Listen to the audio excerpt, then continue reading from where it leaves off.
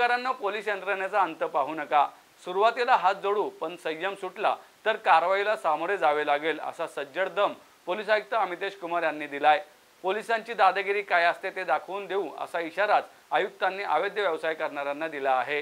Police आयुक्त अमितेश कुमार यांच्या नागरी संवादाचे आयोजन येरवडा परिसरात करण्यात आले होते। सामाजिक सलोखा, वाढती बाल गुन्हेगारी, वाढती व्यसनाधीनता आणि कायदा सुव्यवस्था या विषयावर पोलीस आयुक्तांनी संवाद साधला। गेल्या काही दिवसात शहरात ड्रग्ज प्रकरण, अनधिकृत पब यासह अवैध धंदे समोर येत आहेत। या पार्श्वभूमीवर अमितेश कुमार यांनी कडक कारवाई करण्याचा इशारा दिला आहे। मारहाण करणे, त्याचे व्हिडिओ काढून सोशल मीडियावर टाकत दहशत निर्माण करण्याचा प्रयत्न केला जात आहे। शहराची शांतता अबाधित राहण्यासाठी सर्वांनी मिळून प्रयत्न केला पाहिजेत। पोलिसांचा संयम सुटला तर कडक कारवाई करण्यात येईल, असं त्यांनी यावेळी सांगितले। येरवड्यात आंतरधर्मीय विवाहामुळे झालेल्या खुनामुळे तणावाचे वातावरण निर्माण झाले होते। या पार्श्वभूमीवर अमितेश कुमार बोलत होते। गुन्हेगारांना चाप लावण्यासाठी पोलीस आयुक्त अमितेश कुमार यांनी गुन्हेगारी टोळ्या आणि सराईत गुन्हेगारांवर कठोर कारवाई करण्याचे आदेश गुन्हे शाखेला दिले आहेत।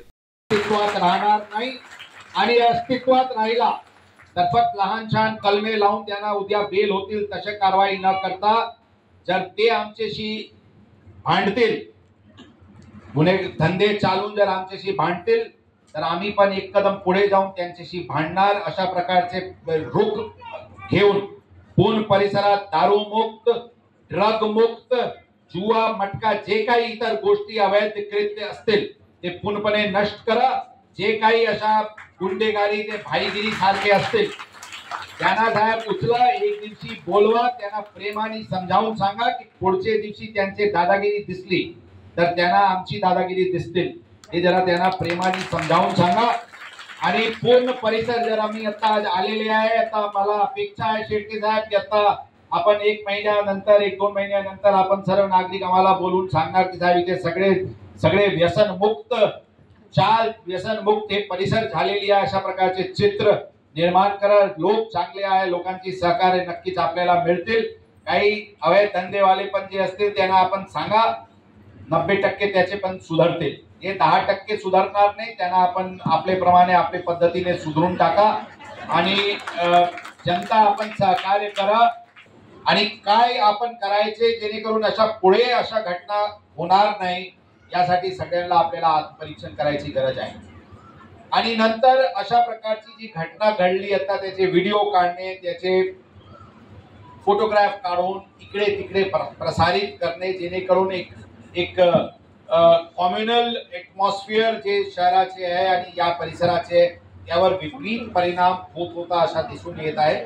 परंतु सगळ्यांनी मिळून आपण सगळे प्रतिष्ठित लोकांनी मिळून आणि सगळे आयोजकांनी मिळून पोलिसांसोबत ते सगळे प्रकरण हाताळले। आमचे फक्त आपल्याला एवढेच आग्रह राहील की ही घटना त्या दिवशी घडला आणि त्याचे एक परिणाम झाला, पुढे अशा प्रकारचे घटना घडू नये। आणि काही आपत्तीजनक एखाद लहान छान घटना घडला तर त्याचे व्याप, त्याचे परिणाम इतके मोठा आणि या एक स्तरावर न जाईल यासाठी काय उपाययोजना करणे गरजेचे आहे, दोन्ही समाजाचे प्रतिष्ठित लोकांना बसून चर्चा करून पूर्णपणे याचे मार्ग काढावा लागेल। कारण पोलिसांची भूमिका आम्ही स्पष्ट करतो, आम्ही शेवटचे क्षणीपर्यंत हात जोडून आग्रह करतो की अशा कोणताही कृत्य करू नये जेणेकरून काही गुन्हेगारी किंवा काही कायदा सुव्यवस्थेचे परिणाम निर्माण होईल। परंतु सगळे विनंती केल्यानंतर जर तरी पण घटना घडत असतील आणि तरी पण काही कायदा सुव्यवस्थेवर परिणाम पोहोचत असतील तर पोलीस गप्प पण बसणार नाही।